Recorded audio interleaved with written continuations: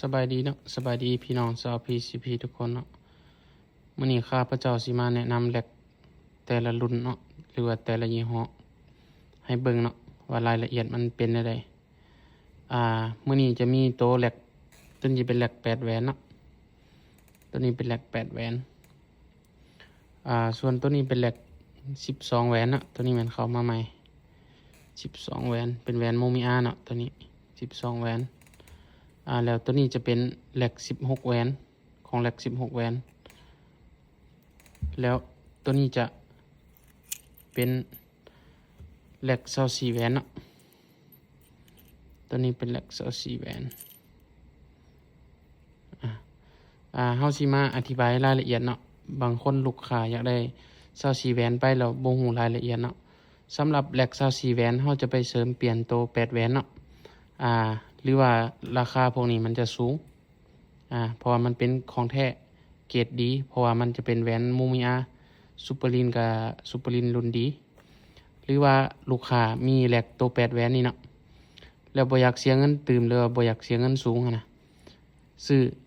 แหลก24แหวนตัวนี้ไปเปลี่ยนใส่แหลกโต8แหวนเนาะเฮาสิมาเฮ็ดคลิปวิธีเปลี่ยนแหลก8แหวนให้เบิ่งเป็น24แหวนเนาะวิธีเปลี่ยนง่ายๆเฮาก็หันตัวนี้ออกเนาะแต่ละรุ่นฝาปกมันจะมีเนาะฝาปกแบบนี้หันตัวนี้ออกหันฝาปกออกหลังจากนั้นหาน็อตเนาะหาน็อตที่เข้ากับตัวนี้ได้เนาะเฮาวงขนาดเอาตัวนี้หันใส่แล้วก็ดึงแหวนตัวนี้ออกมาเนาะดึงแหวนตัวนี้ออกมาเอาแหวนเพิ่นออกมาหมดเนาะหลังจากเอาแหวนออกมาหมดเนาะเขาจะมาเบิ่งแหวนเนาะโตเฉพาะ8แหวนเพิ่นจะเรียงแหวนความ2หงาย2ความ2หงาย2ความ2หงาย2เนาะ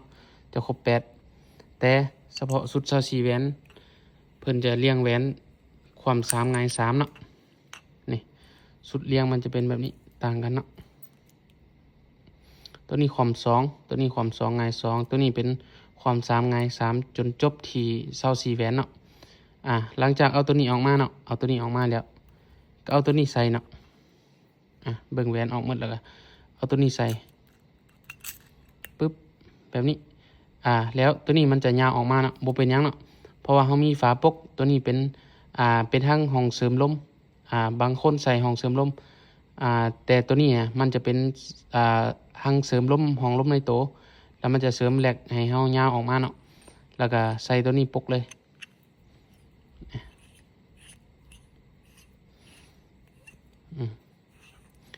ใส่ตัวนี้ปิดเลย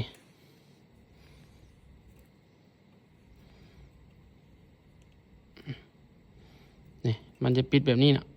แต่ตัวนี้บ่หาใส่ฝาปกก็ได้เนาะหรือว่าใส่ก็บ่มีความหมายเนาะเพราะว่าหยังเพราะว่าห้องกึ่งเขาเฮ็ดห้องมามันจะมีฝาอัดนี่ให้เลยเนาะฝาอัดเลยบ่จำเป็นต้องใส่เนาะใส่24แหวนแต่สำคัญแหลก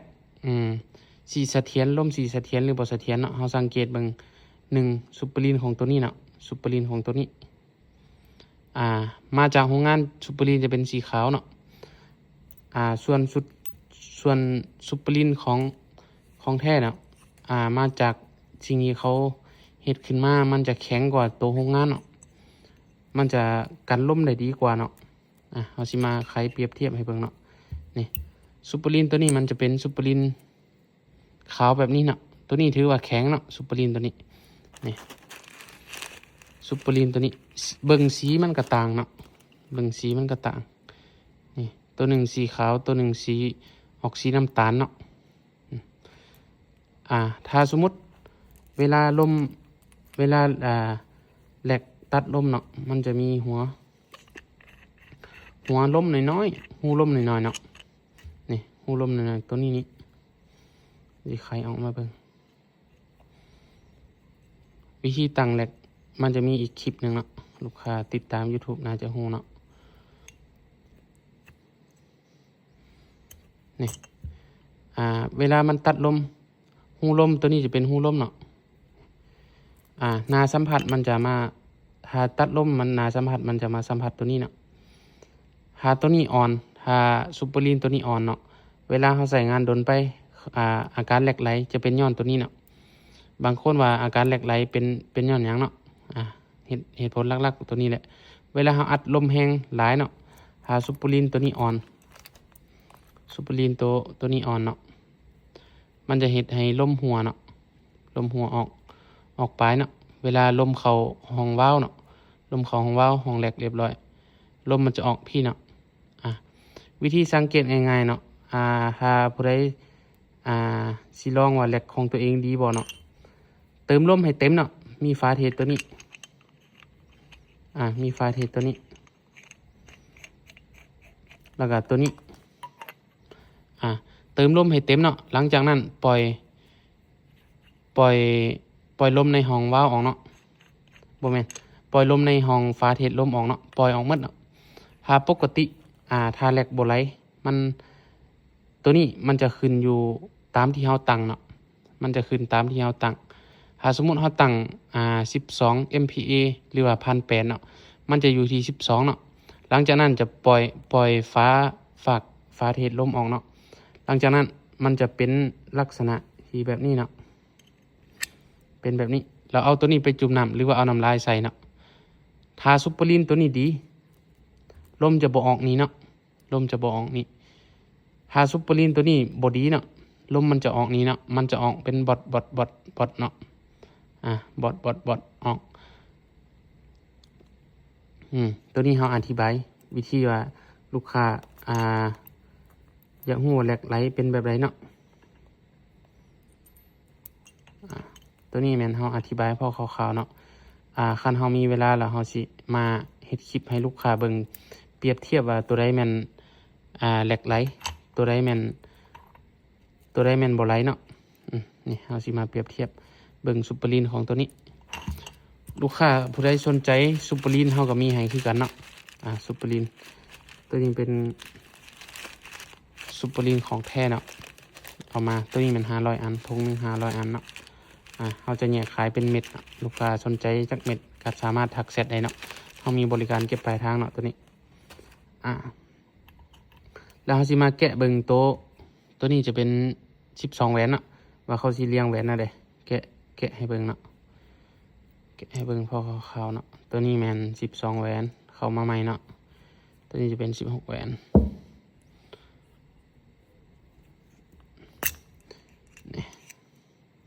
16 แหวนจะความ2 หงาย 2ความ2 หงาย 2ครบ16เนาะคือกับตัว8 แหวนเลยเนาะมีแต่ตัว24 แหวน24 แหวนจะความ3 หงาย 3เนาะความ3 หงาย 3คือกับตัว8 แหวนเลยเนาะสำหรับคลิปนี้เราก็มีจบซ้ำนี้เนาะเดี๋ยวคลิปต่อไปเราสิมาเปรียบเทียบให้เบิ่งว่าวิธีกวดสอบแหลกเนาะว่าตัวใดแหลกดีตัวใดแหลกลมออกปลายเนาะสำหรับลูกค้าผู้ใดสนใจบอกว่าจะเป็น8 แหวนบอกว่าจะเป็น16 แหวน8 แหวนแล้วก็12 แหวนเนาะสามารถทักเบอร์หน้าโปรไฟล์ได้เนาะเฮามีบริการเก็บปลายทางตัวนี้จะเป็นวาล์วสำหรับ MCK2 เนาะพวกแท็กตีคอท็อป A ฟักตอบ่จำเป็นต้องใส่วาล์วตัวนี้เนาะเพราะว่าในห้องวาล์วของสุดเฟรมเนี่ยมันจะมีวาล์วอยู่นี่แหละในตัวเนาะหรือว่าลูกค้าผู้ใดสนใจสุดเฟรมแบบนี้ก็สามารถทักแชทได้เด้อเราจะมีขายให้กันสุดเฟรมแบบนี้